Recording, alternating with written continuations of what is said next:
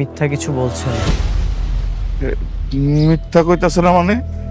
হ্যাঁ, আমি আরেকটা বিয়ে করেছি, কিন্তু কেন বিয়েটা করেছি সেটাই আমি আপনাদেরকে বলতে এসেছি। কি বললো তুমি? তুমি আমার মায়ের রাইখে তুমি আরেকটা বিয়ে করছো?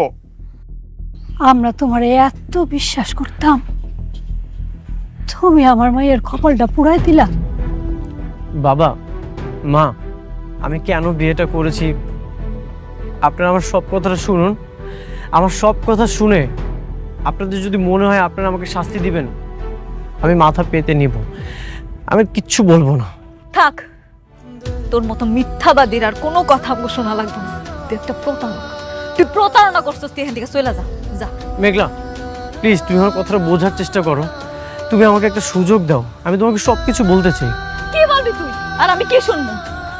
তুই আমার কি কইছিলি? তুই কস নাই যত বড় লোকে হয়ে যাস তুই, তুই এখানেই থাকবি।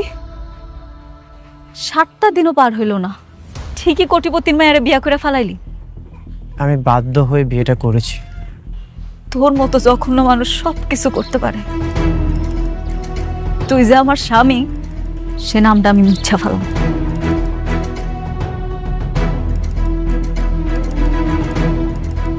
কিরে খারাপ আছিস কেন? চলে যা। মেঘলা, তুমি আমার সব কিছু শোনো।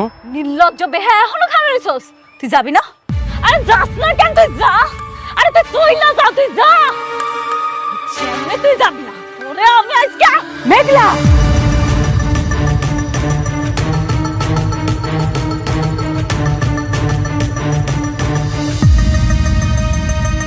মেঘলা, তুমি আমাকে জুতা দিয়ে মারবে?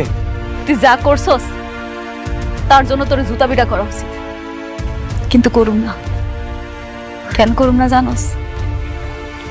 কারণ আমি তোরে ভালোবাসি, তোরে সম্মান করি। একদিন হইল তোর লগে আমি সংসার করছি। ভালো ভালো কইতেছি চইলা যা। এখনো খারাপ থাকবি?